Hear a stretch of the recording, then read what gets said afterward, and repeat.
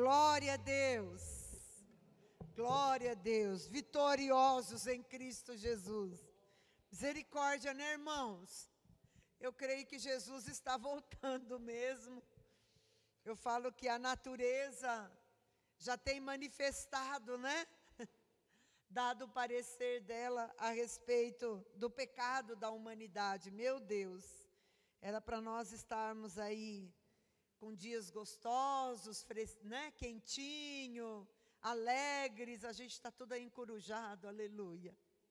Mas, amados, que oportunidade de nós aprendermos um pouco mais de Deus, ainda que esteja frio por fora, o que nós não podemos é estar frios por dentro, amém? Precisamos estar aquecidos. E hoje nós vamos abrir aí 15 dias de jejum, né? Um tempo de consagração. Na verdade, nós estamos já há mais de um mês em consagrações e tem sido tão tremendo diante de Deus. E eu creio que essa semente poderosa, para mim, o jejum é uma arma poderosa para preparar a terra, para, né, arar a terra do nosso coração, da nossa vida, porque verdadeiramente a palavra de Deus é uma boa semente que tem sido semeada nesse altar, e nós estamos arando a terra, preparando a terra, e eu creio que no próximo ano nós iremos colher uma colheita abundante. Amém, amados? São sementes espirituais, atitudes espirituais que talvez nós não compreendemos agora, mas que nós veremos com os nossos olhos a colheita do Senhor no próximo ano. Você crê nisso? Porque eu creio nisso. E escutando um pouco sobre jejum, né? E Luciano Subirá é uma sumidade nisso. E ele fala, né? Ele compara e ele diz: o jejum é como uma semente que o agricultor lança sobre a terra. E independente da tua habilitação, do teu conhecimento que você tem a respeito de plantio, por mais excelente, né, seja o teu conhecimento, aquela semente não vai germinar por causa do teu conhecimento. Ela vai germinar porque assim Deus a fez para germinar. Amém? Germinar, dar frutos, não está no nosso controle, está nas mãos de Deus. Agora, preparar a terra, arar a terra, adubar a terra, lançar sementes de fé, é a nossa responsabilidade. Então eu já quero declarar isso sobre a tua vida, sobre a tua família, que virá uma abundante colheita do Senhor. Na área em que nós precisamos, haverá uma abundante colheita do Senhor. Amém? E é tão maravilhoso estudar sobre o jejum, aprender sobre jejum. Tem tantas coisas, e eu creio que daqui até o dia 13, nas pregações aí do final de semana, nós estaremos falando um pouco mais como jejuar, o que acontece no mundo espiritual quando nós jejuamos, o que o Espírito Santo faz na nossa vida. Mas nessa noite, para abrirmos esse tempo com uma palavra de fé, eu quero falar sobre o jejum como uma arma de guerra. Por quê, queridos? Porque quando nós jejuamos, o jejum não muda Deus. Deus não é mais poderoso porque nós estamos jejuando, amém? Deus não nos ama mais ou menos porque nós estamos jejuando. Mas o jejum, ele nos muda, diga, me muda, nos transforma. E o jejum, ele muda a situação do mundo espiritual. Ele fere o inimigo e nos fortalece. Por isso é uma arma de ataque. O jejum, ele fortalece a nossa fé, porque nós nos tornamos mais sensíveis à presença de Deus. E o jejum elimina as forças do inimigo, enfraquece as trevas, por causa da autoridade que nós aumentamos, crescemos no tempo de jejum. Então, queridos, por que nós vamos jejuar? Por que nós vamos consagrar a nossa vida? Por que nós vamos, né, deixar de satisfazer a nossa carne com determinado alimento? Para que o nosso espírito seja fortalecido, amém? Jejum não é passar fome, e Jejum também não é melhorar a nossa alimentação, tirando aquilo que não é ruim e colocando aquilo que é bom. O jejum é uma estratégia de Deus para nos humilharmos. E hoje nós vamos também orar pelo Brasil. Tem aí um vídeo, um clamor, falando para que a igreja do Senhor possa jejuar esses 3 dias, né? Sexta, sábado e domingo pelo Brasil. E quando nós olhamos para aquela palavra de Crônicas, né? Se o meu povo, que se chama pelo meu nome, se humilhar e orar. Então, o jejum fala de humilhação, de consagração, de depender de Deus, de reconhecer que nós não somos autossuficientes, mas nós dependemos de um Deus todo-poderoso. Então, o Senhor virá e mudará a nossa sorte. Então, por que eu vou jejuar? Porque o jejum provoca essas coisas, irmãos. Humilha a nossa carne. Nós sabemos que há uma luta entre a carne e o espírito, e aciona o sobrenatural de Deus sobre as nossas vidas. Amém? E antes de abordarmos o texto que eu gostaria, no Antigo Testamento nós temos alguns exemplos de jejum de guerra. De jejum como arma de guerra. Quando nós olhamos para Esther, capítulo 4, versículo 16, quando o povo de Deus recebe aquela sentença de morte, que no dia 13 do mês de Adar, todos os judeus seriam totalmente exterminados. Então, amados, o diabo é como um leão, diz o apóstolo Pedro, que anda ao nosso derredor, bramando, rugindo, querendo nos devorar. Ele faz isso todo o tempo, buscando uma estratégia. E lá nos dias de Esther, ele encontrou uma estratégia com um dia marcado para destruir o povo de Deus. E nós sabemos que então o tio de Esther fala: Esther, Deus te levantou como rainha, né? Você breve, para que você possa entrar na presença do rei e advogar, clamar por nós. Foi para isso que o Senhor te colocou aí. Esther resiste a princípio, fica com medo daquela situação, porque quem se apresentasse diante do rei sem ser chamado poderia morrer, mas o seu tio a desperta dizendo: minha querida, né? Parafraseando, se você não se levantar como instrumento de Deus, Deus vai levantar socorro. Mas como quem diz, você vai ficar com esse peso no teu coração, porque você também vai perecer juntamente conosco. Então, amados, ela então resolve, diga resolve, se levantar em fé e fazer alguma coisa pelo povo. Então, amados, nós devemos nos levantar hoje como igreja e clamar pela nossa casa, pela nossa família, pela nossa nação. Quem sabe você está precisando de um milagre e você pode fazer como Esther. Meu Deus, eu não sei como é que se resolve isso. Meu Deus, essa situação é maior do que eu. Mas eu sei o que eu posso fazer. Eu posso orar, eu posso guerrear, eu posso entrar na presença de Deus, eu posso mover o mundo espiritual. Amém, igreja? E nós não, assim como nós não sabemos o que Deus está fazendo para germinar aquela semente, assim também nós não sabemos o que Deus está fazendo enquanto jejuamos, enquanto oramos.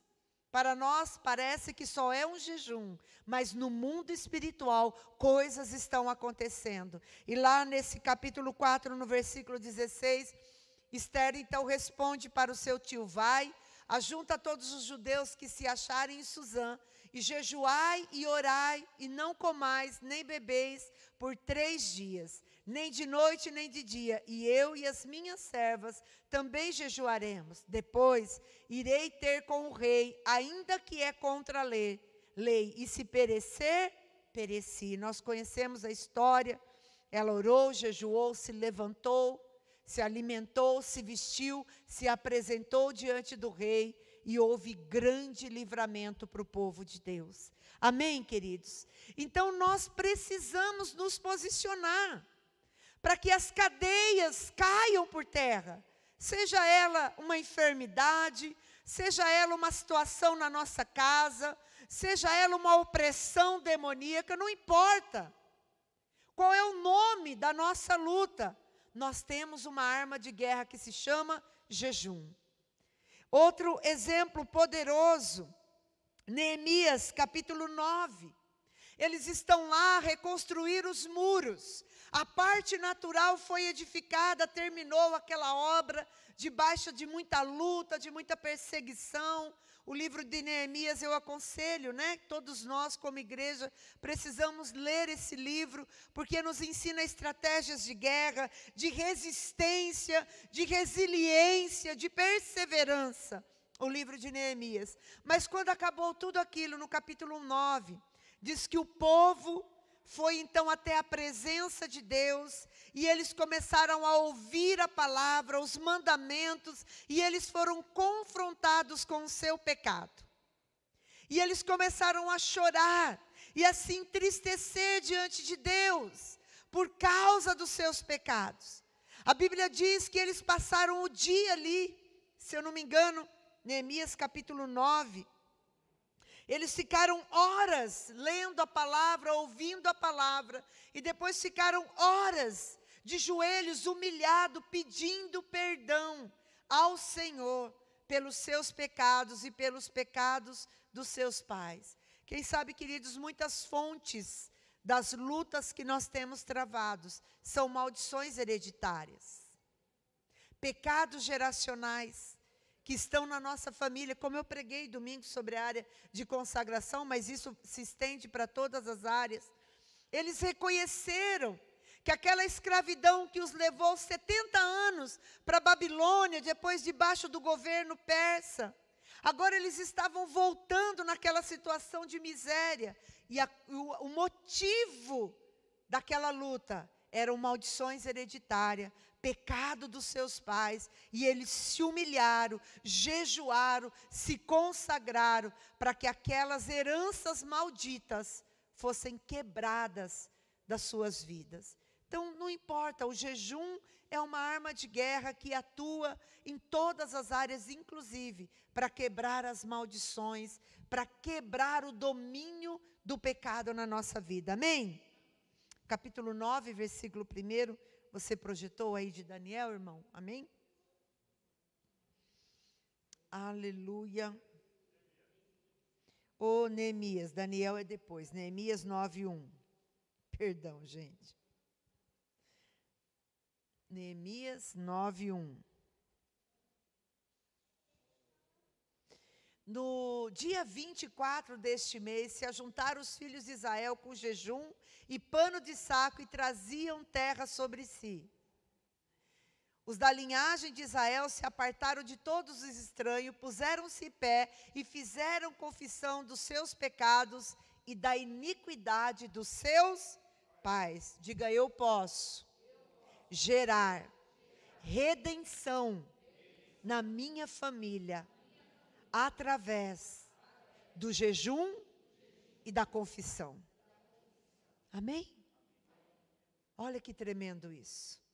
Nossos pais às vezes não tiveram consciência do que fizeram, mas nós podemos ter essa confiança, entrar na presença de Deus e falar: Senhor, perdoa. Pai, nós quebramos o domínio e toda a legalidade desses demônios que têm atuado por gerações na minha família, mas eu creio que a partir de agora o Senhor fará misericórdia e graça até 1000 gerações na minha linhagem. Amém, queridos? Agora, olha outro jejum como arma de guerra. Daniel, então, capítulo 10. Esse é demais, gente. Daniel fez 21 dias de jejum e oração. Nós conhecemos um pouco a história de Daniel. Ele já teve que começar se consagrando ao chegar na Babilônia com os manjares do rei. Depois ele teve que orar e interpretar o sonho de Nabucodonosor para não ser morto. Depois ele foi jogado na cova dos leões por não se curvar e não adorar ao rei. Então, Daniel é um exemplo de um homem que vivia na oração e no jejum. E ele começou a ter sonhos e visões, e ele queria compreender aquilo. Queria ter revelação de Deus do que estava acontecendo com ele, com o seu povo. Lembrando, né? Nós lemos Neemias quando eles haviam saído desse lugar que Daniel estava.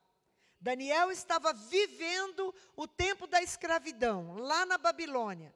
Neemias já tinha voltado para Jerusalém, onde nós lemos. Então, Daniel estava vivendo o tempo de escravidão. Sabe aquela época da nossa vida em que algumas situações nos escravizam? Se é uma enfermidade, nos paralisa. Se é uma luta, nos paralisa. Situações que vêm na nossa vida que nos paralisa.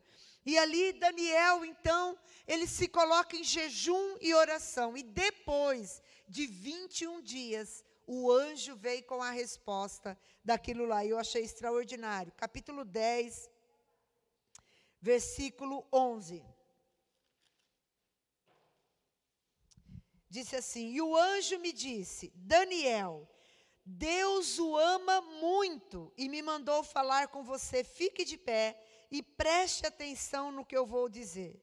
Então eu fiquei de pé, tremendo dos pés até a cabeça. E ele disse: não fique com medo, Daniel, pois Deus ouviu a sua oração desde a primeira vez que você se humilhou na presença dele, a fim de ganhar sabedoria. Então Daniel orou e jejuou 21 dias, mas no primeiro dia que ele se colocou em jejum e oração, Deus já enviou o anjo com a resposta. Amém? E eu quero declarar que Deus já enviou para mim e para você a resposta dele, hoje que nós começamos o nosso jejum. Mas olha que interessante. Eu vim em resposta à sua oração. O anjo protetor do reino da Pérsia lutou contra mim durante quanto tempo, irmãos? 21 dias. Mas Miguel, aleluia, um dos anjos-chefe, um arcanjo de guerra, veio me ajudar, pois eu estava lutando sozinha contra os reis da Pérsia. E agora eu vim explicar a você o que vai acontecer com o seu povo, pois essa visão é a respeito de coisas futuras. Escute. O príncipe da Pérsia, como dizem outras versões, não era um rei físico, era um principado. O apóstolo Paulo diz em Efésios 6:10 que a nossa luta não é contra sangue nem contra carne, é contra principados, dominadores de uma região. Aqui na região de Cabreúva nós temos principado, irmãos. Nós temos dominadores que governam, o príncipe das trevas. O reino das trevas às vezes é mais organizado do que a igreja do Senhor, porque o reino de Deus também é organizado.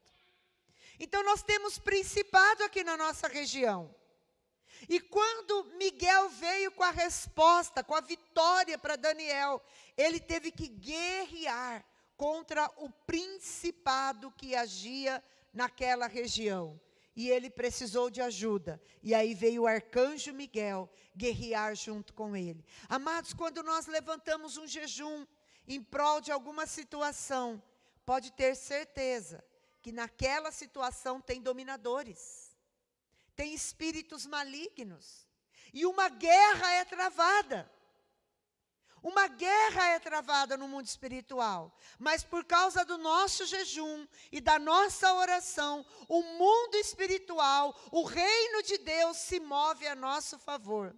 E se preciso for uma legião de anjos para guerrear por nós, assim Deus o fará, Deus o enviará para que a vitória seja do Senhor e do seu povo. Amém?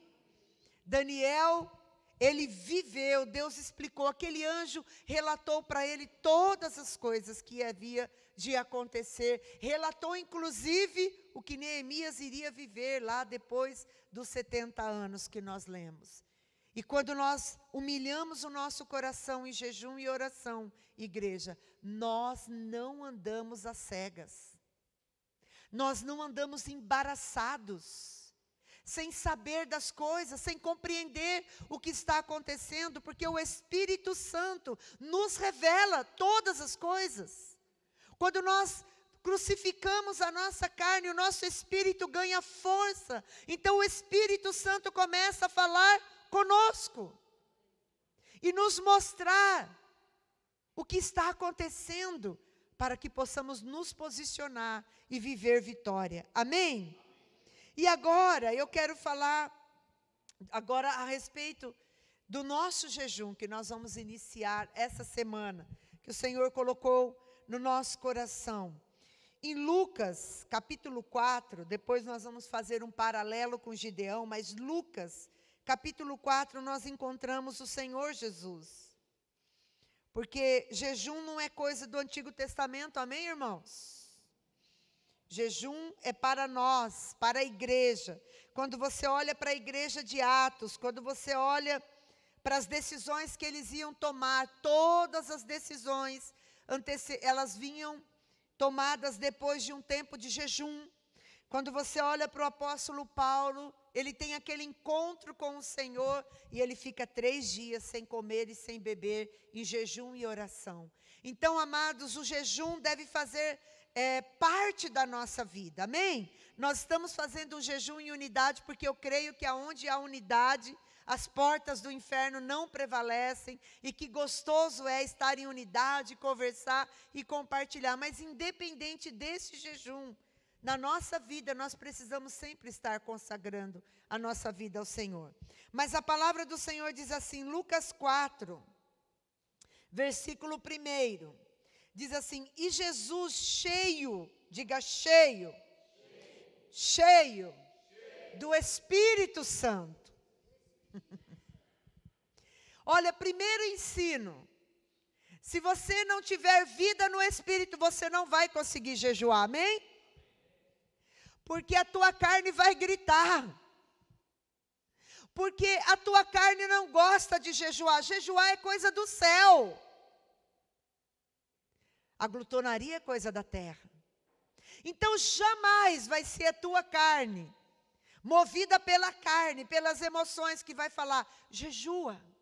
Mas é o Espírito que habita dentro de nós, que vai nos motivar, falar, jejua por essa causa, consagra por essa causa, amém? Então diga, jejum é coisa do céu. E Jesus cheio do Espírito Santo, cheio do Espírito Santo, voltou do Rio Jordão do batismo e foi levado pelo Espírito ao deserto.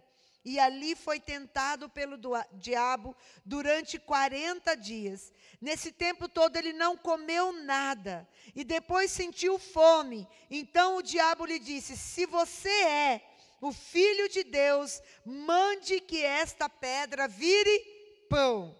E Jesus respondeu, as Escrituras Sagradas afirmam que nem só de pão viverá o homem, mas de toda a palavra que sai da boca de Deus. Jesus disse, os vossos pais comeram o maná no deserto e morreram. Mas eu digo a vocês, se vocês comerem do pão vivo que desceu dos céus, da minha carne não morrerá, mas viverá eternamente. Quem de mim se alimenta, por mim viverá. Eu acho extraordinária essa declaração de Jesus em João 6. Quem de mim se alimenta, por mim viverá. Então, queridos, nós tivemos de Deus essa direção de consagrar, né? De consagrar, não é o pão só, consagrar a farinha, né? O pó amarelo, o pó vermelho, o pó branco, porque o pessoal é criativo, né, irmãos? Ah, pastora, não pode comer farinha, então pode comer fubá, pode comer aveia, farinha de amêndoa. Hoje eu recebi uma receita, irmãos. Isso faz bem para a saúde, olha que nível, né? Não, irmãos, vamos consagrar, né? Vamos consagrar ao Senhor. Tudo que envolve massa, né? Tudo que envolve o pó, aleluia. Por quê? Porque eu creio que quando nós consagramos o pão natural, o trigo natural, Deus irá alimentar a nossa fé com o pão dos céus, com o pão da palavra de Deus, porque Ele é o verbo de Deus, o pão vivo que desceu do céu para alimentar a nossa fé. Amém? Então nós vamos consagrar de hoje até quinta-feira. Quinta-feira nós vamos entregar esse jejum. E eu creio que o Senhor vai falar conosco nesses dias, porque Ele tem falado conosco, amém? Agora, olha que interessante a figura do pão como uma arma de guerra. Lá em Juízes, olha que interessante. Depois nós vamos voltar para Jesus. Mas olha só que interessante, irmãos. Juízes, capítulo 7, Gideão é chamado para ir lutar contra os medianitas, que eram um povo numerosos. Ele usa uma alegoria dizendo que era uma multidão como gafanhotos que cobriam a terra. Era um exército poderoso, numeroso de guerra. E Deus chama Gideão, que está escondido, malhando trigo no lagar, com medo dos medianitas, e fala: você, meu filho, você é que vai libertar Israel das mãos dos medianitas. E Gideão, muito assustado, aceita aquele desafio e vai, se levanta, convoca os milhares de guerreiros de Israel, se ajunta com ele, ali mais de 20.000 soldados de guerra, e Deus fala para ele: não é assim. Você vai enviar embora esse povo, tem todo lá uma estratégia de Deus. Enfim, ele fica com 300 homens para ir para essa guerra. Você ficaria com medo, irmãos? Porque eu ficaria. Você já se viu em situações que você sentiu medo diante de uma luta? Diante de uma guerra? Diante de um problema familiar? Diante de uma situação com o filho, com o casamento, com uma enfermidade? E você ficou com medo, porque olhou para aquela situação e se sentiu pequeno diante dela. Assim estava Gideão. No capítulo 7, no versículo 9, Deus fala com Gideão e diz assim: naquela noite o Senhor Deus disse a Gideão: levanta-se e ataque o acampamento dos medianitas. Ei que eu já dei a vitória a vocês. Eu já dei a vitória a vocês. Perdão, irmãos. Mas se você estiver com medo de atacar, desça até o acampamento deles e leve junto Purá, o seu ajudante. Lógico que Gideão estava com medo, amém, irmãos? Então Gideão falou: bom, eu vou ter que atacar esse povo, então deixa eu fazer o que Deus está mandando, deixa eu ir lá, porque eu estou com medo. E no versículo 13 diz assim: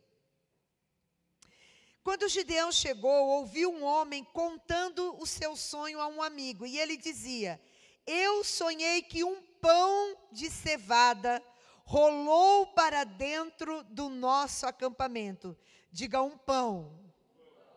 Um pão, eu quero ler aqui porque tem uma versão que eu gosto mais. Diz assim, ó: tive um sonho, dizia ele, um pão de cevada vinha rolando dentro do acampamento dos medianitas e atingiu a tenda com tanta força que ela tombou e se desmontou. Versículo 14.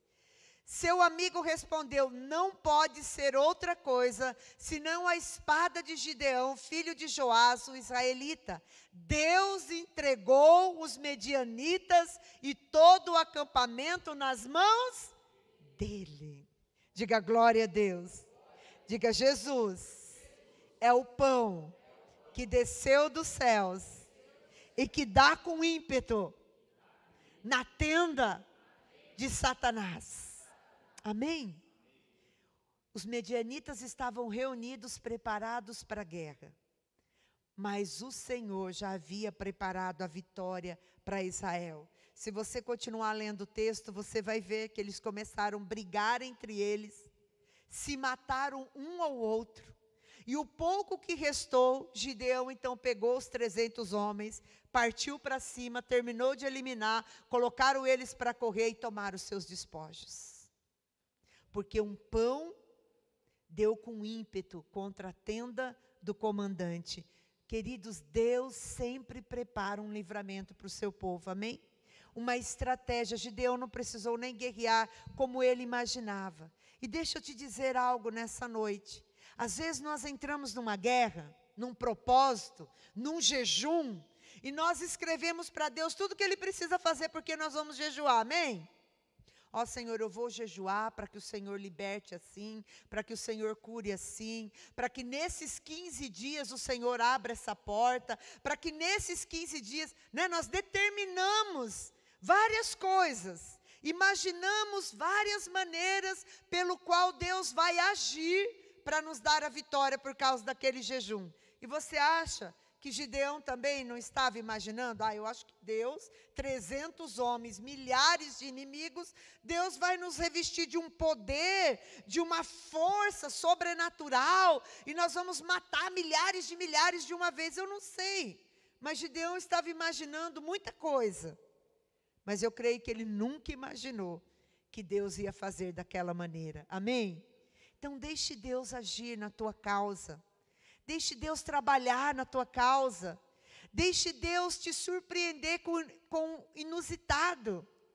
Deixa Deus realizar de uma maneira que você nem imaginava. Somente ore, creia, se disponha, se coloque na brecha. Gideão teve que ir, e eu e você temos que ir para a guerra, amém? Gideão teve que obedecer a Deus, e eu e você precisamos obedecer a Deus. Amém, queridos? Agora, voltando lá para Jesus, com esse entendimento, por que nós vamos jejuar o pão, a massa? Nós vamos jejuar porque há de vir um pão do céu, que vai determinar a nossa vitória nessa semana, amém? Agora, olha só que interessante o Senhor Jesus falando de jejum como uma arma de guerra. Não precisa abrir, porque o texto que nós vamos ler é Mateus 17, esse nós vamos abrir.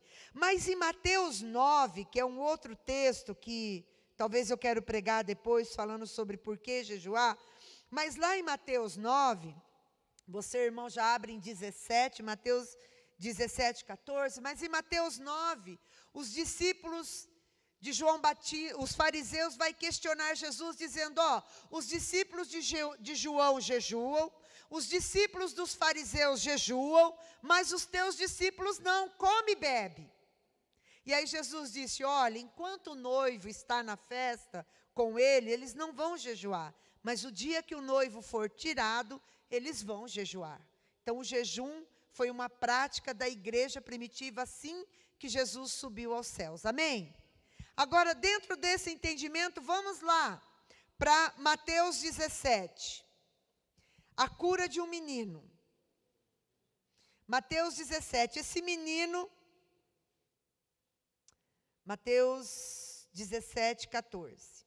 Quando eles chegaram perto da multidão, um homem foi até perto de Jesus, ajoelhou-se diante dele e disse, Senhor, tenha pena ou misericórdia ou compaixão do meu filho. Ele é epilético e tem ataques tão fortes que muitas vezes cai no fogo e na água. E eu o trouxe para os seus discípulos, a fim de que eles o curassem, mas eles não conseguiram.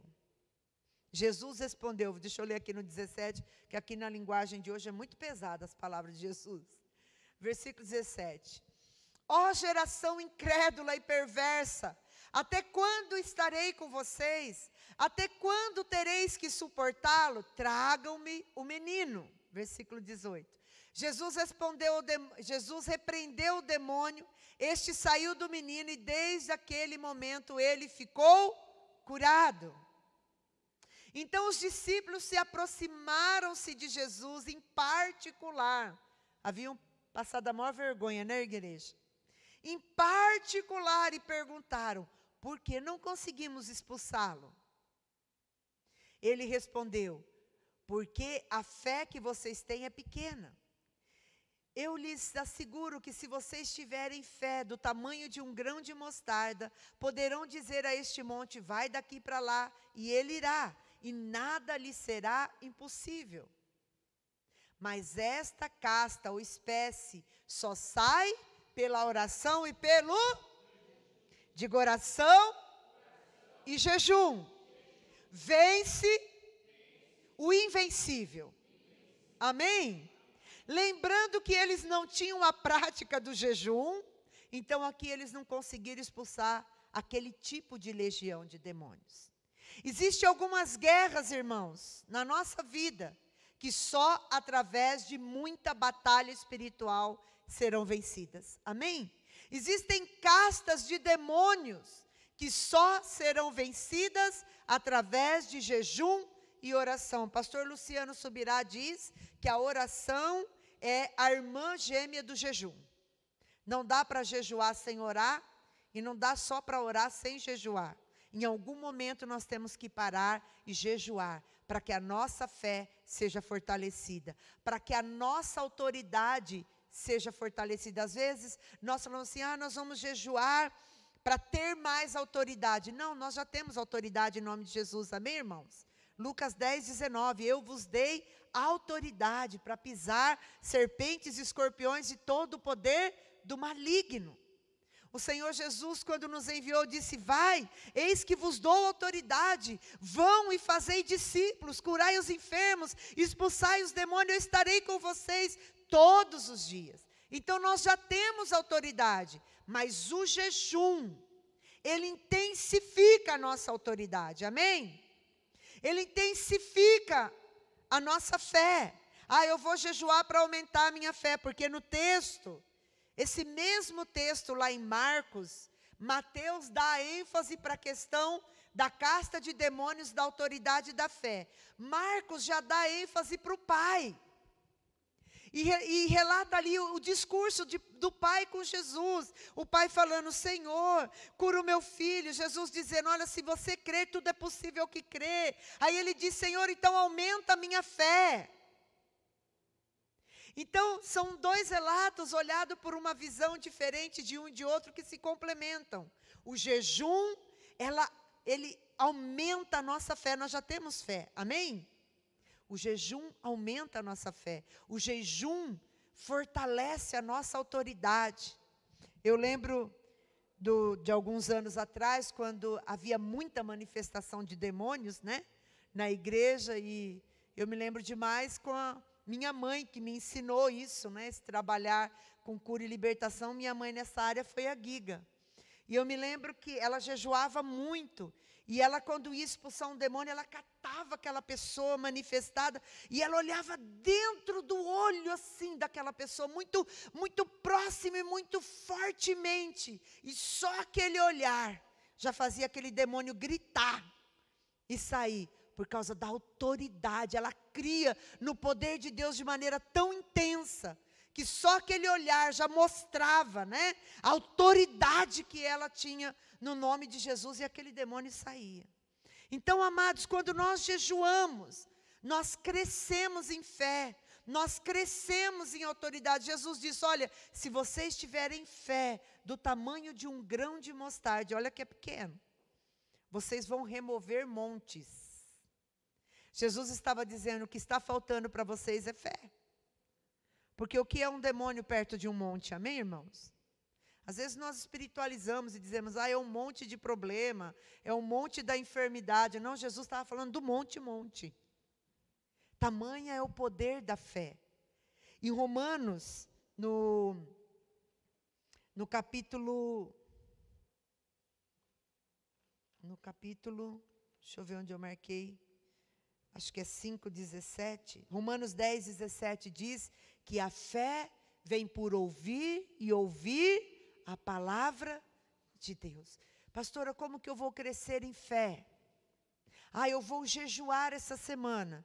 Irmão, se você jejuar, mas você não separar um tempo para meditar na palavra de Deus, a tua fé não vai crescer. Amém? Você vai chegar aqui quinta-feira, quem sabe mais abatido do que hoje.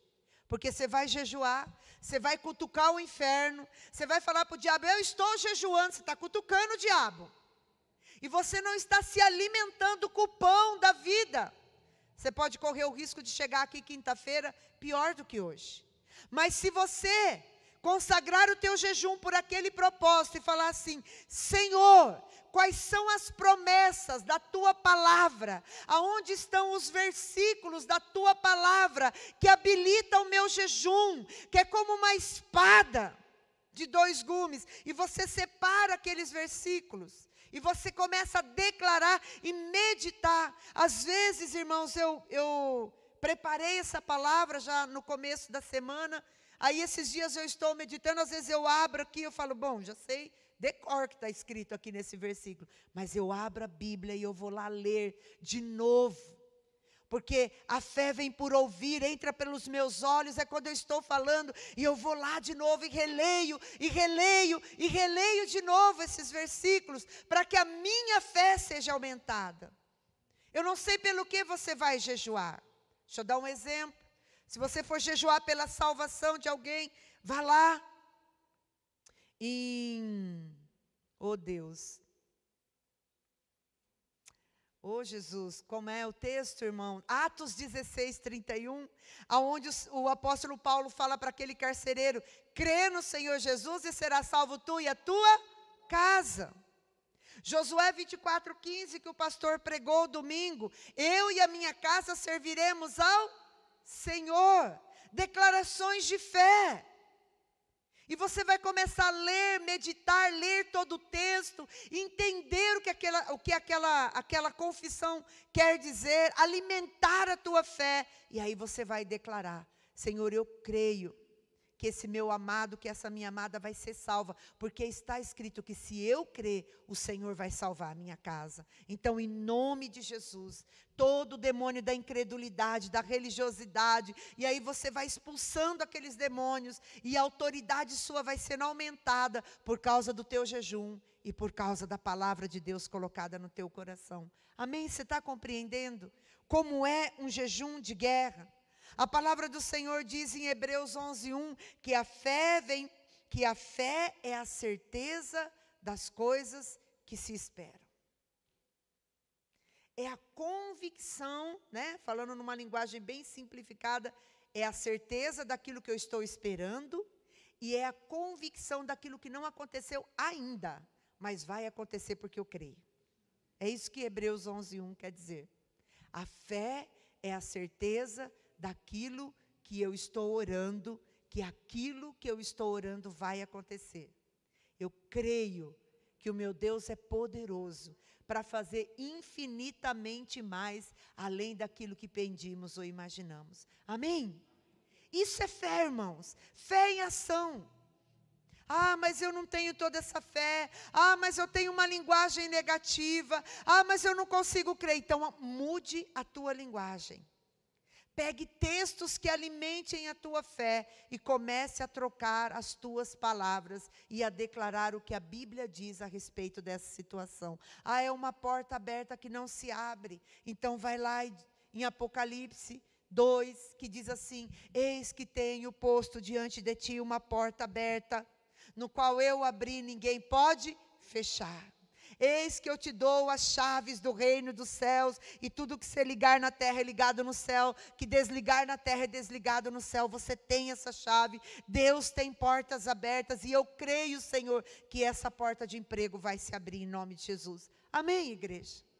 Assim é um jejum como arma de guerra. Não é só passar bastante fome e vontade de comer coisas gostosas, mas é consagrar a nossa vida ao Senhor.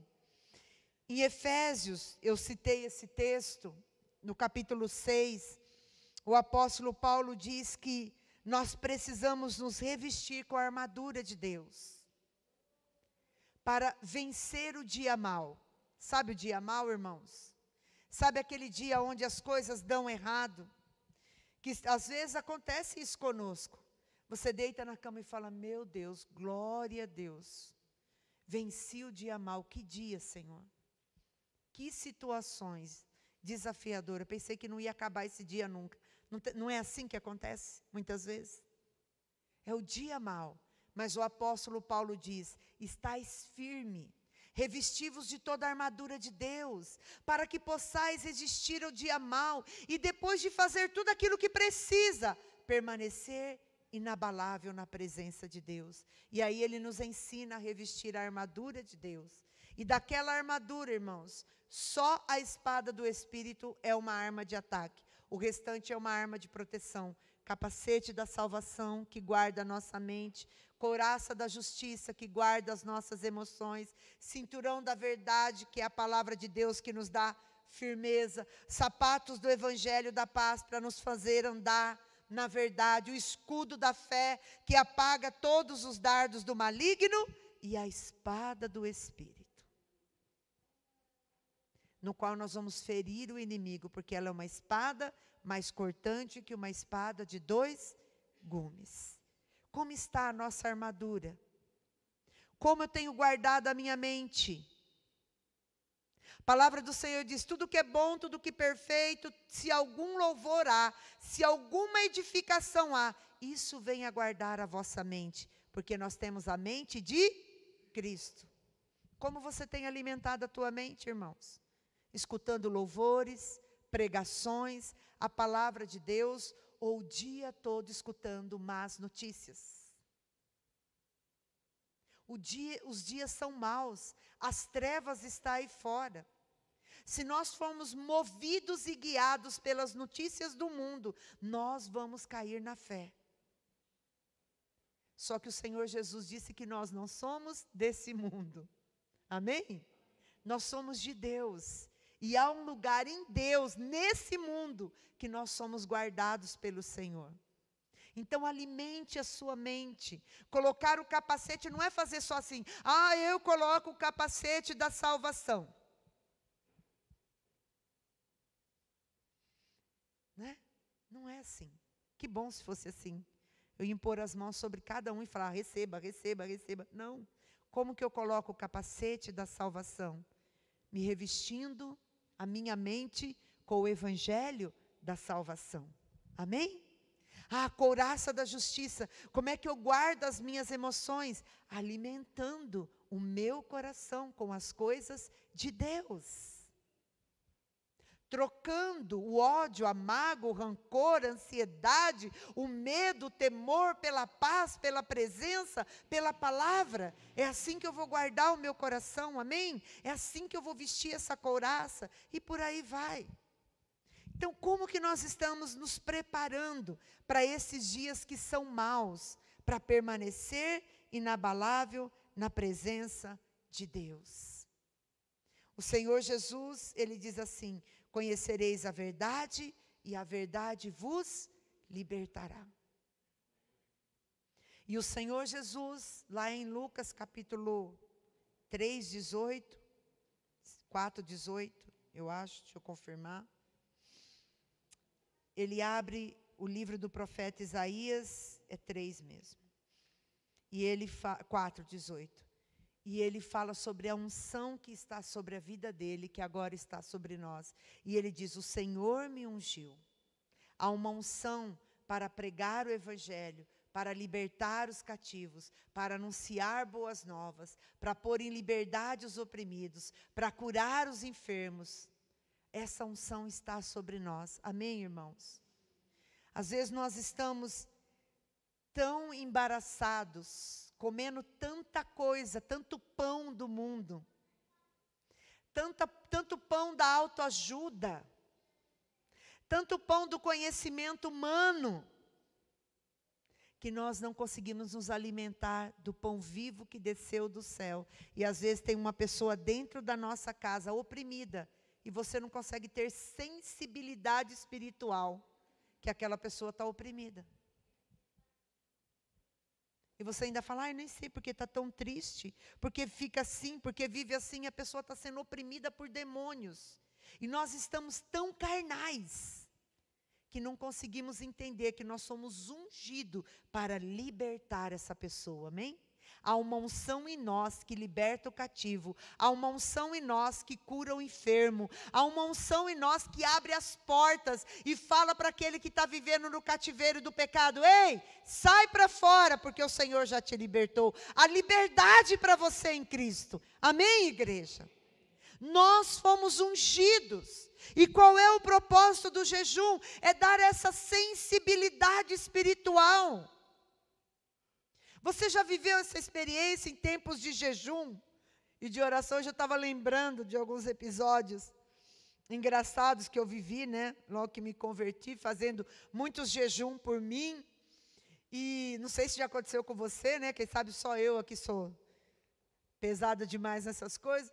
Mas eu me lembro de algumas vezes começar a orar, né, em jejum, e aí começava a orar e confrontar algumas maldições hereditárias, alguns pecados na minha vida. Daqui a pouco vinha aquele calafrio, que arrepiava dos pés à cabeça, aquela coisa horrorosa, ruim, né? Eu falava, sai daqui, sai de mim, capeta do inferno. O capeta estava lá todo o tempo, irmãos, mas aquele jejum e aquela batalha espiritual me dava sensibilidade para perceber que o camarada andava mais perto de mim do que eu imaginava. E às vezes não é que a gente não tem inimigos para serem vencidos, é que às vezes nós não estamos tendo discernimento deles, e eles estão ali, dormindo na nossa casa, misericórdia, agindo no nosso trabalho, influenciando a mente das pessoas que nós amamos, e nós nem nos apercebemos dessas coisas. Mas quando nós começamos a orar e a jejuar, o Espírito Santo ilumina as trevas. E aí toda e qualquer sujeira começa a aparecer. E você começa a ver aquilo que você não via antes, mas que todo o tempo estava ali. Amém? Você começa a perceber coisas que você não percebia antes, mas sempre esteve ali.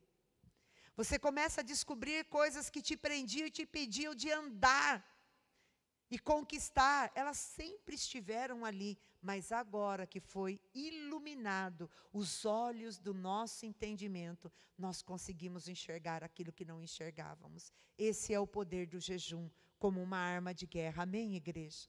Nos dá discernimento, nos dá sabedoria, nos dá revelação, nos mostra o agir do inimigo, porque ele anda ao nosso redor, bramando como um leão, tentando nos devorar. Não é que, eu estou tão tranquilo, faz tanto tempo que eu não entro numas guerras.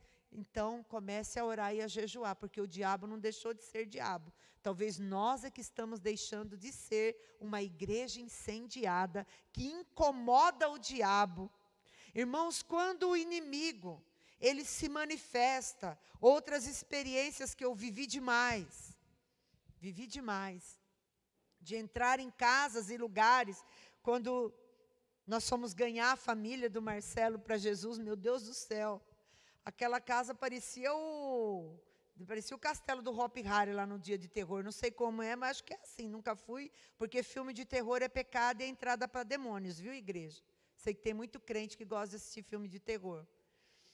Mas, enfim, deixar os filhos ir no terror, né, no Hopi Hari, nesses lugares, isso aí é entrar, porta de demônios. Mas isso é outra pregação. Mas eu me lembro, irmãos, pelo amor de Deus, quanto vê demônio. Quanto vê aqueles caras materializados lá. De tudo quanto é. Teve um dia que ele se materializou como se fosse a figura do Marcelo na minha frente. E eu fui descobrir que era um demônio, né? Depois corri lá assustada para orar com ele, ele que ficava olhando assim para mim. É você mesmo? É um demônio também? Olha o nível da coisa, né? É você mesmo? Não, sou eu, mas sou eu. Tamanho era a batalha espiritual. Hoje a gente lembra e ri, mas foi muito cômico aquele negócio, né? Tamanho era a batalha espiritual.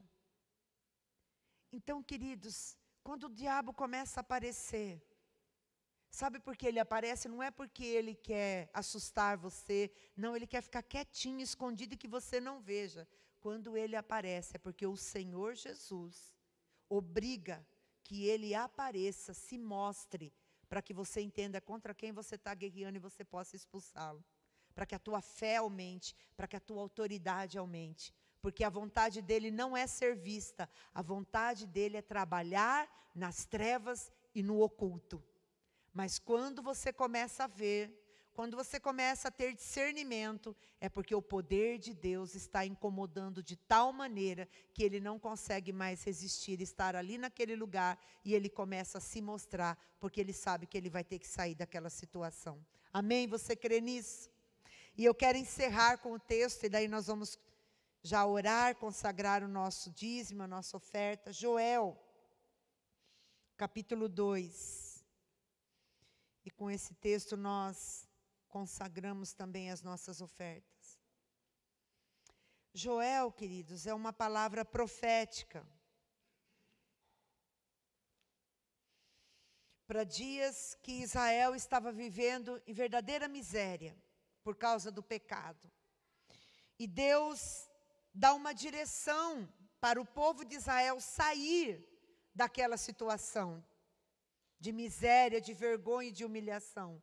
E a direção que o Senhor dá é justamente oração, jejum e humilhação.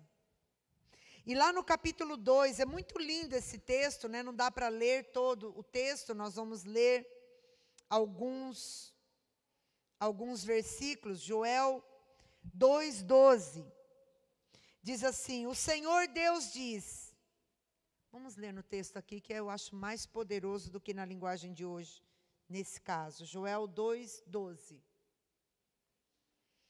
O Senhor diz: agora, porém, declara o Senhor, voltem-se para mim de todo o coração, com jejum, lamento e pranto. Rasguem o coração e não as vestes. Volte-se para o Senhor, para o seu Deus, pois Ele é misericordioso, compassivo, muito paciente, cheio de amor. Arrependem-se e não envie a desgraça. Versículo 14. Versículo 15. Toque a trombeta no monte de Sião, anuncie um dia santo de jejum, convoquem o povo para se reunir no templo, reúnam todo o povo e mande que eles se purificam. Venham todos os velhos, crianças e até as criancinhas de peito, os que recém-casados saiam da casa e venham ao templo também. E vocês, sacerdote, que no pátio do templo servem a Deus, o Senhor, chorem e façam esta oração. Ó Deus, não castigue o teu povo, não nos humilhe diante dos outros povos, para que eles não caçoem de nós e perguntem: onde está o Deus de vocês? Então o Senhor mostrou o seu grande amor para com a sua terra e teve misericórdia do seu povo e respondeu: agora eu lhes darei cereais, vinho e azeite, e assim vocês comerão e ficarão satisfeitos, e nunca mais deixarei que os outros povos caçoem de vocês. Versículo 23. Alegrem-se, moradores de Jerusalém, pois eu, o Senhor, o Deus de vocês, fiz grandes coisas, e lhes dei a chuva no tempo certo, e do outono e da primavera, e muita chuva como no passado. A colheita de trigo será boa, e haverá muito vinho e muito azeite, e devolverei tudo que vocês perderam, quando eu mandei as enormes nuvens de gafanhoto, como um exército, que destruíram as colheitas. E vocês terão comida, até não querer mais, e louvarão o Senhor, seu Deus, que derramou tantas bênçãos sobre vocês. E o meu povo nunca mais será humilhado. E vocês ficarão sabendo que eu estou com vocês, saberão que eu sou o Senhor, o seu Deus, e que não há nenhum outro Deus, e o meu povo nunca mais será humilhado. Diga glória a Deus. O que eles tiveram que fazer para viver essas promessas? Diga jejum e humilhação. Irmãos, isso é uma arma poderosa. Começou uma luta na tua vida? Jejum e humilhação. Começou uma guerra na tua vida? Jejum e humilhação. Se curve diante de Deus, mortifique a sua carne e se levante, porque o Senhor não resiste, diz a palavra de Deus, a um coração quebrantado e humilhado. Ah, o Senhor só vai responder porque Ele quer que eu fique sofrendo? Não. Porque Ele não resiste a um coração quebrantado. Quando nós jejuamos, nós estamos nos quebrantando e dizendo: Senhor, eu com toda a minha autossuficiência e todo o poder da minha carne, não posso mover uma vírgula sequer dessa situação. Por isso eu vou crucificar a minha carne, declarando no mundo espiritual que o teu Espírito, que é poderoso para vencer a minha guerra, não é a minha carne, é o teu Espírito que é poderoso. Isso é se humilhar, orar e jejuar diante de Deus. E por que nós convocamos um jejum como Joel convocou o povo para orar e jejuar no templo? Porque eu creio, irmãos, que 1 faz correr 1000, 2 faz correr 10.000, diz a palavra de Deus. Amém? Quando nós jejuamos como igreja, nós ativamos o que, pastora? Não sei, alguma coisa poderosa no mundo espiritual sobre a igreja do Senhor Jesus. Assim como a semente está debaixo da terra, os nossos olhos não estão vendo nada, mas Deus está trabalhando nela. Assim eu creio que a nossa semente espiritual está sendo plantada quando oramos e jejuamos. Hoje talvez não estamos vendo nada, mas daqui uns dias os nossos olhos contemplarão a abundante colheita do Senhor, como foi nos dias de Joel sobre a nossa vida. Amém? Se a tua necessidade for física, você vai ter uma colheita física. Se ela for financeira, você terá financeira. Se ela for espiritual, será espiritual. Se ela for familiar, será familiar. Conforme a tua fé e a tua semente, virá a abundante colheita do Senhor sobre a tua vida. Você crê nisso? Então se coloque de pé, vamos orar. Pedir para o louvor subir, nós vamos consagrar ao Senhor.